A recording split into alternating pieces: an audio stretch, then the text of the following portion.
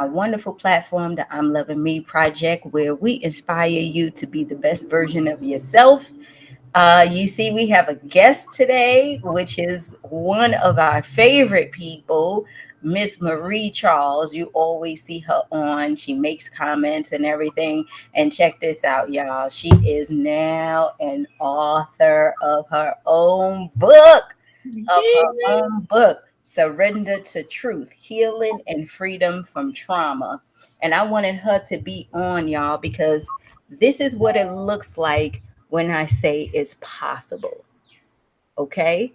This is what it looks like when I tell you, as long as you make a decision, it will happen. There is no reason why you can't live the life you live or reach a goal that you want to reach. The only thing you have to do is walk in it and believe it. Like I told you, faith without works is dead. But I tell you this, and I'm going to let her speak. The moment that you open up and allow and you take one step, God takes five. He takes five and he connects you with the right people and he gives you the right resources. And you don't have to look hard or work hard because they will always be there. You know why? Because somebody knows somebody who knows somebody once you link up with the right tribe, right? Right. So, Katina, good morning. Katina, I do know you now. I see you now. I'm going to talk to you later. Okay. But, Marie, thank you. Thank you for being here. And I am Mhm. so glad. How do you feel being an author now? Whew, I feel free. Yeah. That sounds so crazy because I sat on this for so long. I pretty much finished writing a book about 2 years ago. Uh huh. It took me 2 years to get out of my own way, Yes. and I realized the more I say, the more free I feel. I know it. I every know time it. every time I think I've reached a certain plateau, like, okay, this is really all I needed to do. This is really all I like. When I told my mom, I'm like, okay, that's enough. I'm free now. And then Mm-hmm. a few years later, I realized it was still surfacing, it was still there. And that's when I did, the video with you. Yeah. And then the book came about, and it's like I keep feeling a little bit more free each time. So Mm-hmm. it makes it worth it. Now, like I was telling you before we got started, I probably read this book in like 30 minutes. You know why? Because it keeps your attention so much. Where the first thing that I have to say to you is you are so damn strong. Okay? And I'm going to try not to cry because when I was reading this, I just said to myself, I was a little girl who did not go through what you went through, but almost did. Hmm. But in my older mind, cannot believe that you endured the way you endured. Like and still have so much courage and power to put it all in a book, right? I Yeah. just want I just want people to know who does not have the book. And I'm going to keep this book just like this because you need to get this book. Because and you know who you need to get it for, y'all? You need to get this for your daughters. You need to get this for every young girl that you know who has a story or might have a story, so this woman can talk to her, because the way that this book comes off is that she's back being that 14-year-old girl. She's back being that 10-year-old girl, and she's taking you through her journey. So taking it back to that time, can you just explain for those people who don't know some of the things that you went through as a young girl? Okay, so started at the age of 7 was the first time I was violated. From 7 to 13, it ended up being 8 different people. It started to become just a normal thing for me, and I guess without my daddy not being there the way I needed him to be, and me knowing like what a healthy love looked like, that became the next best thing. I got used to of it, so much so that it wasn't really a fight. At that time I felt like I was participating in it. Now I realize I was conditioned into it. Mm-hmm. um but it was a lot, and I just had to I felt shame and guilt from it, so I hid it very well, very well, you know. Mhm. And even the stuff that was going on under my mom's roof, that more so I was like, okay, I'm actively and intentionally doing stuff and keeping stuff from my mom, and this is going on underneath her roof. I'm guilty. Yeah. Even though I was 12 and 13 at the time and conditioned into that, I still felt like I was a willing participant. And so I carried that for a long time because I just felt like I did it too. So Mm. why should I even speak on it? Why should I even harp on it? But it was still following me into my adult life, and I didn't realize how much it was impacting me until I actually faced it. Right. That's how heavy it was sitting on me. And then I realized that's when I had to start doing something about it. And imagine just, like a 7-year old, a 10-year old, a 14-year old carrying all that weight, Yeah. right? Of being violated and then being conditioned into it, and then sitting there trying to figure out, like, I don't want nobody to find out. I don't want to be shamed. I don't want to be this.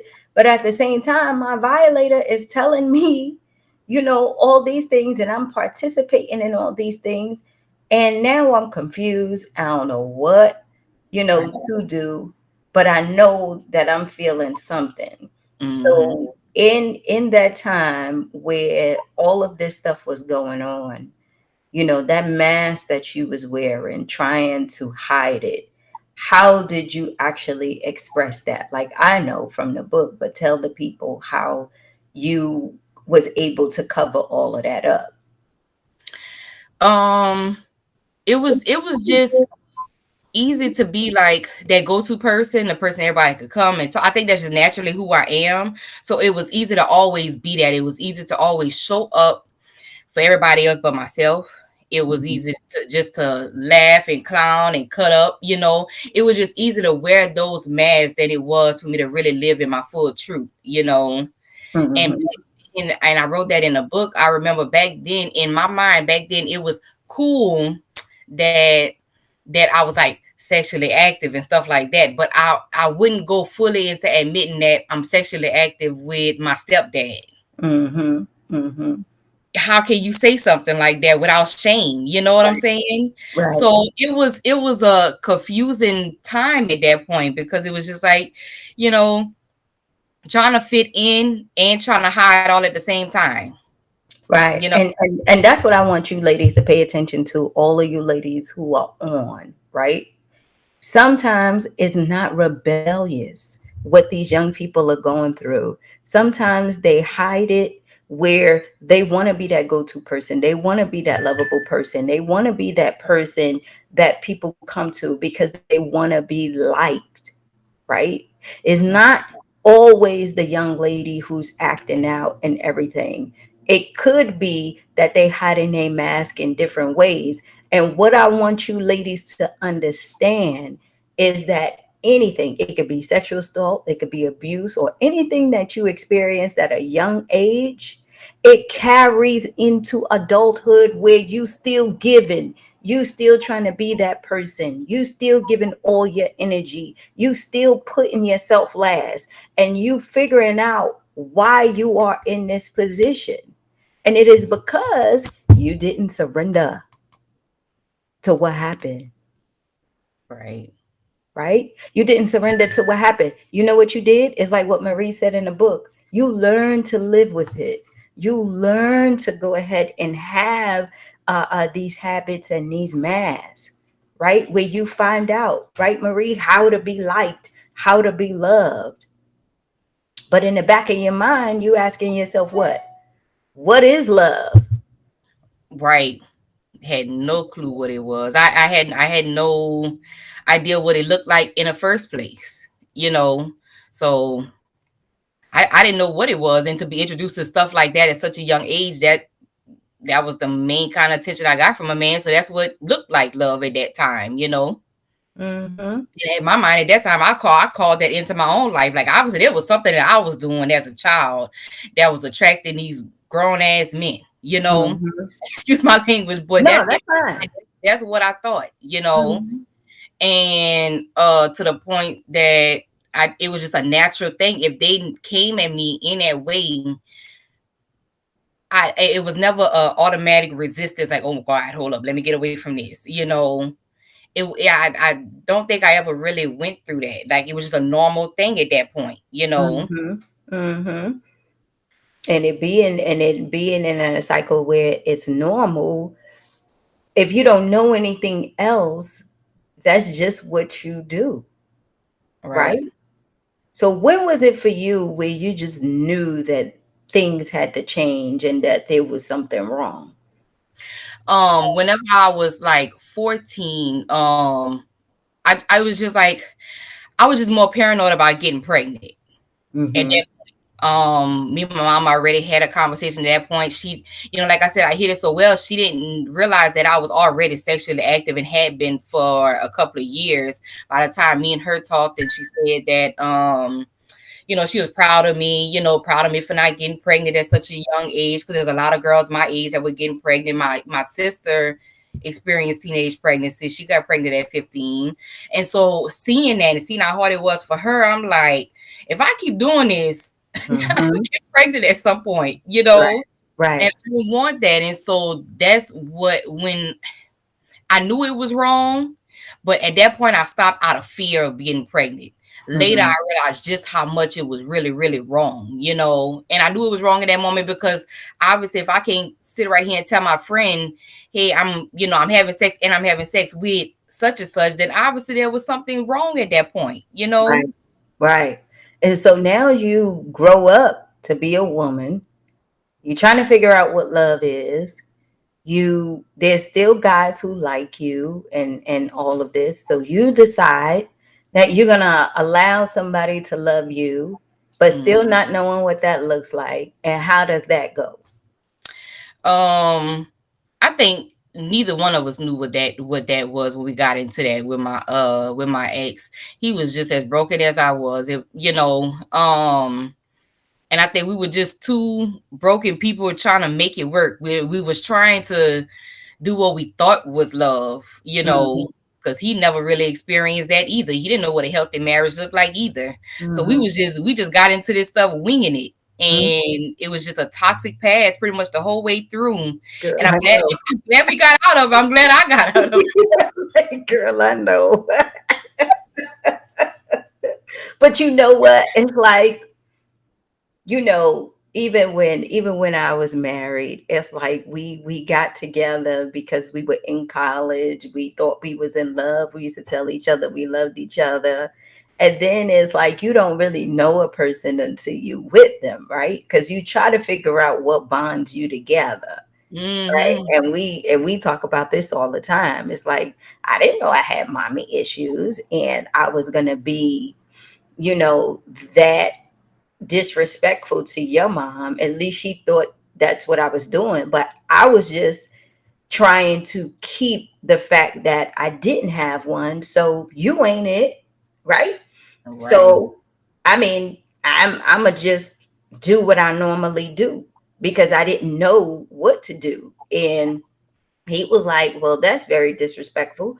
You're not opening up. And then he wasn't opening up. And then you figure out, okay, we both got all this toxic stuff going on and Hmm. we don't know how to handle it.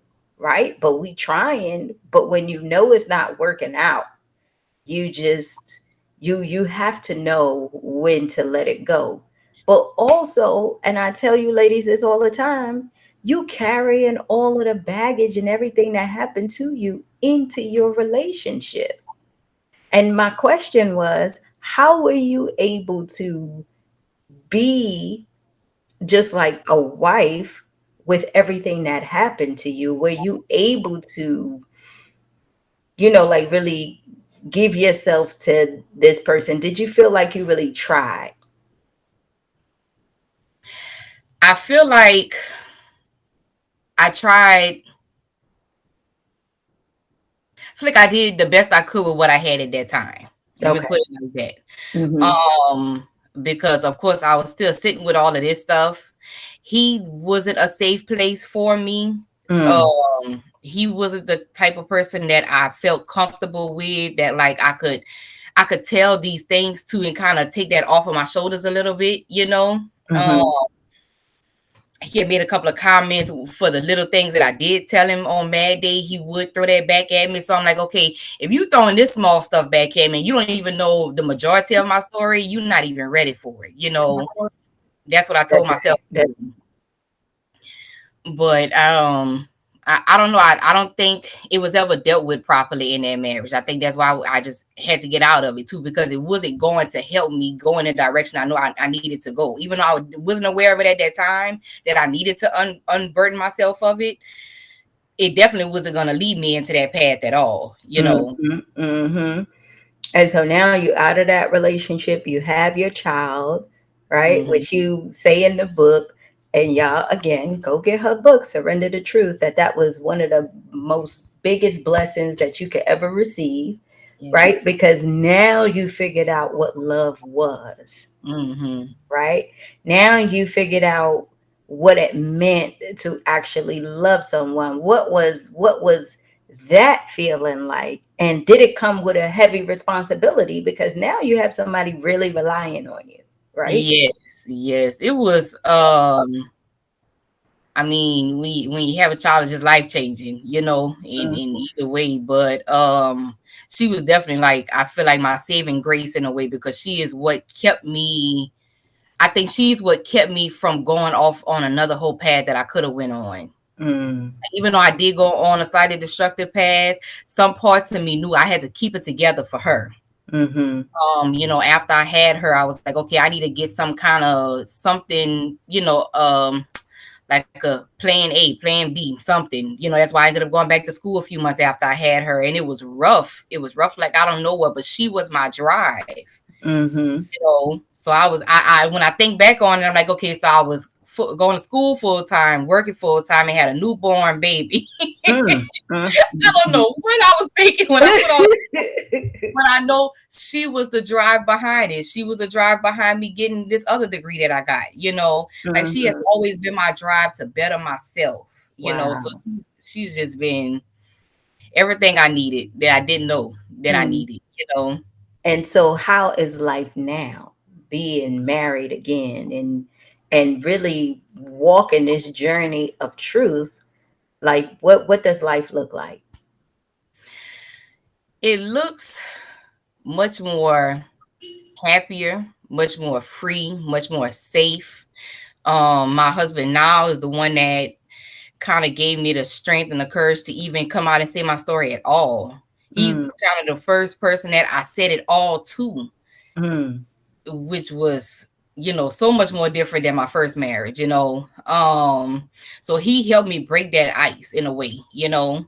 mhm, And he encourages me to stay in this. He encouraged me to go by you, you know, even mhm, after he had some major stuff going on at that moment. But he knew coming to you, doing this video and speaking my truth is exactly what I needed, you know. mhm. So it's just been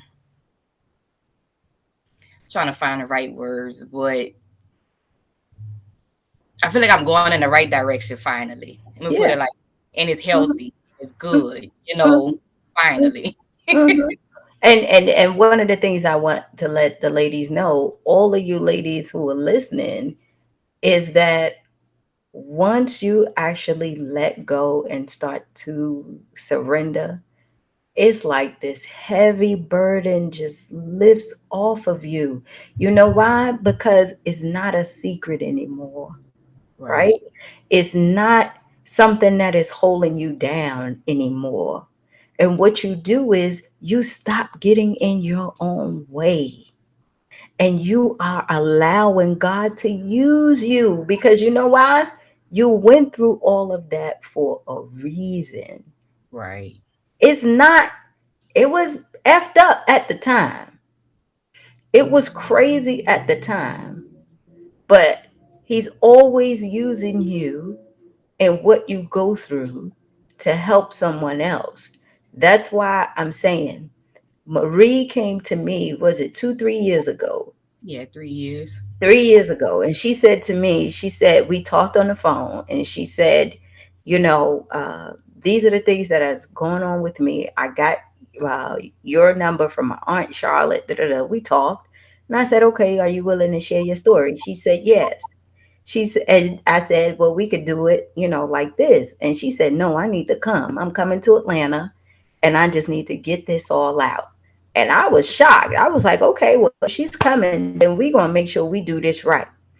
And she was the last person to go, remember? Because we was just gearing her up to be ready. And she was like, I'm ready, I'm ready, I'm ready. And when she sat down, the whole room got quiet. And the video guy just started asking her questions, and she just told her story, And the first thing she said is, when I look into the mirror, this is what I see, right? Mm-hmm. And I said to everybody who was in the room, this is the start of her healing journey. Oh, yes, it This is the was. start of her healing journey. You know why? Because she poured, and y'all see the story, she poured so much out where everybody in the room was like, damn, if she could do this, I'm going to go ahead and I'm just going to speak my truth, right? Because what I want y'all to understand is that she went from where she was in Louisiana, coming here to Atlanta to being an author, y'all. You can't sit up here and tell me you can't do shit. You can't tell me that. You can't tell me that because you're looking at somebody who did it. And this is only the beginning. You also can't tell me that you cannot go ahead and speak your truth because you are afraid of what other people think and the shame that's going to come behind it. You know what you're doing? You helping someone help themselves, because you know what? This book might save a young girl from killing herself because she doesn't understand why shit is happening to her in her Mm, home with somebody who's close to her, and she believes that she can't talk to nobody. mm, That person, ladies, and I hate to say it, could be your child, your niece, your cousin's cousin, whoever it is. It could have been you, and you still holding it. You still trying to figure out how you going to break through to get over what happened to you 10, 20, 30 years ago, right? right. You got to be able to surrender. That's the only way to get free. That's the only way to get free. Now, let me tell you this. You don't have to bust out and do it to the world like we did. Right.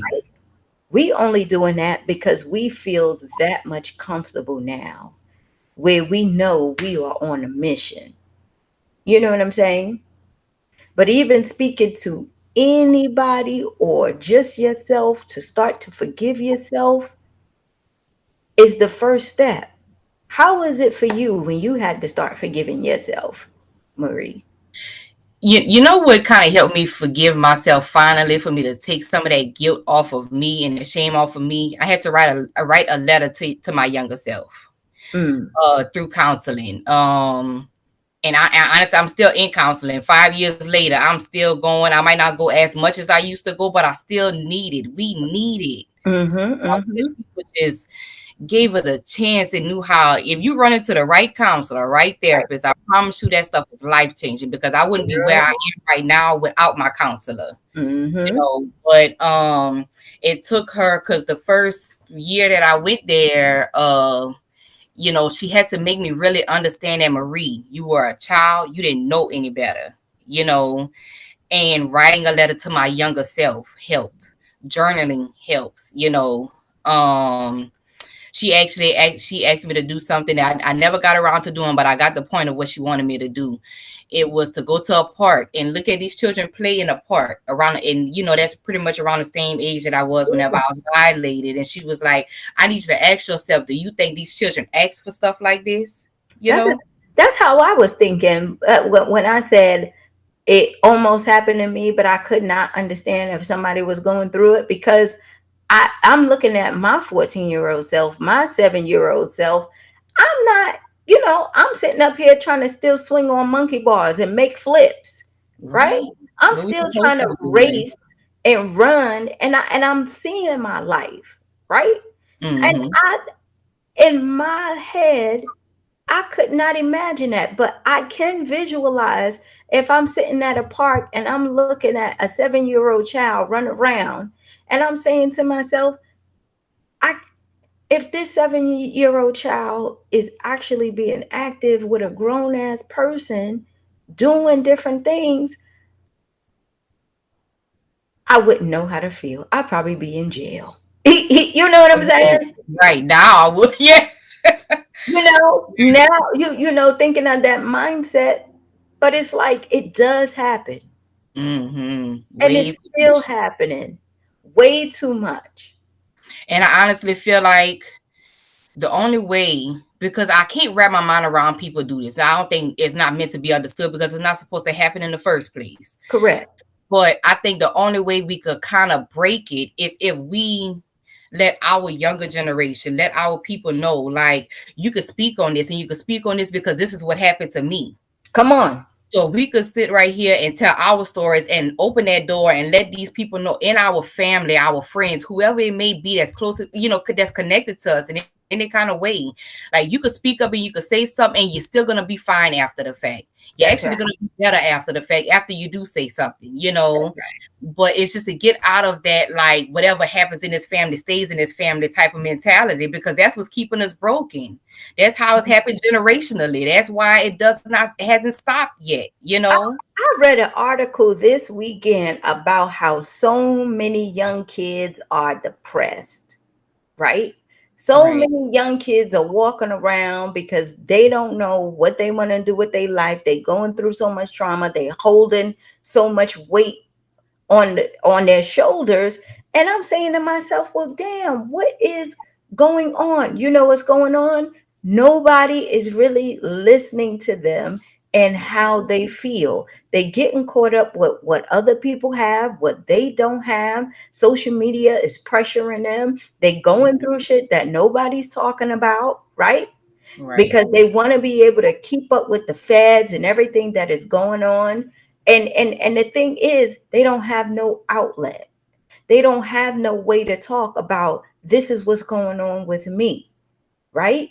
Hmm. Because you feeling the shame, you feeling the guilt, your mom might be in a situation where the person that she's with is probably taking care of all the bills, but because they violating you at least will still have a roof over your head and food to eat, so you become okay with that, Right. right?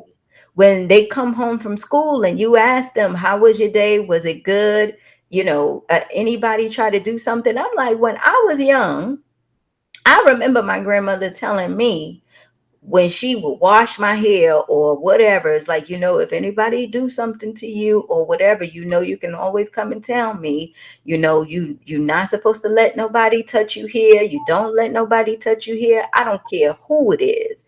You come Hmm. and you tell me. You know why? Because in my head now, I'm thinking she been through that shit. Right. You know what I'm saying? She been through that and it never leaves you.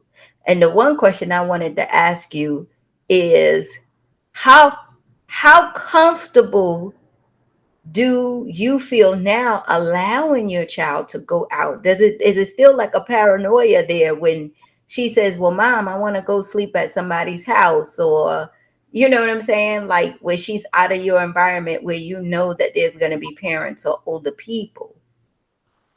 Um, I've always tried to be like not overly protect because I didn't want to like put my fears on her Mhm. because we could kind of do that by default and end up calling that into their own life, you Yeah. know. Yeah. Yeah. But I know that that the relationship that me and her have, that if anybody tries anything, I know she'll come and talk to me. I know that she is so kind of aware of herself and what she wants and what she doesn't want and what she's okay with and what she's not okay with, that she wouldn't even intentionally, like intentionally or unintentionally, allow herself to be in that type of atmosphere. But I think if she Mhm. was, she would try to get away from it. And if something did happen to her, she would come and tell me, Okay. And Good. so I can't say like I'm overly paranoid about it, because I feel like, I mean, she's 16, I Mhm. can't, she's almost out the door. I can't protect her 24/7, but I Mhm. do trust her enough to know that she will speak up and say something, Good. you Good. know. Good. Yeah, And that's and that is one of the best things that a kid can have at this moment, where they have somebody that they could come, that they can talk to, that they can see. And now that your child knows your story, it just reinforces, because it empowers her to right, say, damn, my mom went through all of this. And then to know that it's in print, it's in this book, that I was her greatest love, and that, I helped her stay on the right track. It's like, why wouldn't I go ahead and come to her and tell her, these things, right? So yeah, now she has something to look up to, like, she's looking at you like, damn, my mom is the bomb. All her friends, my mom is the bomb, right? and yeah. and and and that's the best feeling in the world, you know what I'm saying? It So, really you is. know not to take up too much of your time, I want you to tell everybody where they could get the book, and then I'm gonna have my closing remarks for y'all, because I want y'all to understand something really good. So let us know where we could get the book. Well, it's on Amazon. You can either get the paperback or the ebook. That's the only platform I have it on so far. Okay.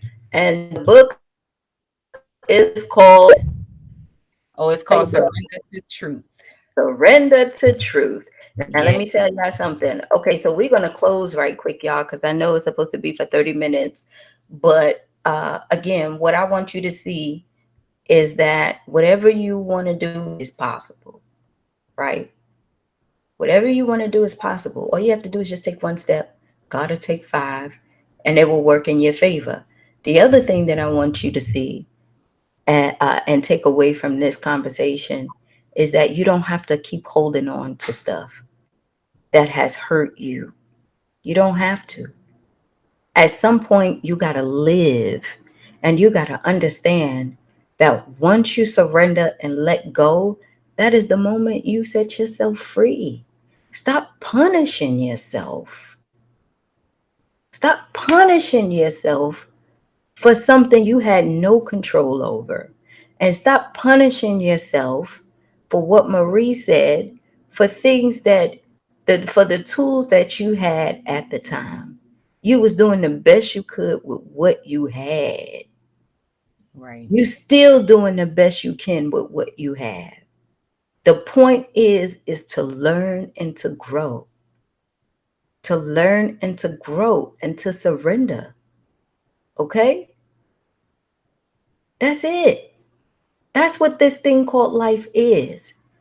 And the moment that she was able to surrender and now can share, we don't know how many lives she's changing, but she already changed one life. She changed me. You know what I'm saying? She changed her daughter's life. And watch how many lives that she changed in the future. Because you know why? It's always somebody who's holding themselves back. Always, because of what happened to them. This might not be your story where you were abused sexually or anything like that, but it's something. It's something. Right. Okay. I love y'all. Marie, I love you too. For I real, love for you. real. So please go get her book, share it. Even if you feel like the story ain't for you, it is definitely for a young person in your life. Okay. The book is called Surrender to Truth, Healing and Freedom from Trauma by Miss Marie Charles. Please go ahead and pick it up. And if any of you got anything, a book or anything like that, and you are part of our platform, let me know, because we need to be able to show each other and teach each other what it means to heal through our stories. Okay. All right, I gotta go. I see ya. Share this video, please. and let everybody know about it. And don't forget to get your tickets to come to the Selfish Retreat in Louisiana. Okay, we're gonna have a Louisiana. I'm thinking about Girl, you, girl. In girl, Savannah. I'm thinking about you know, I'm gonna be out there. you. In Savannah, June 10th through the 12th. Okay. We're gonna put the link for Marie's book out here, and we're gonna put the link for the Selfish Retreat. So I'll holla at y'all. I see y'all on Wednesday. All right.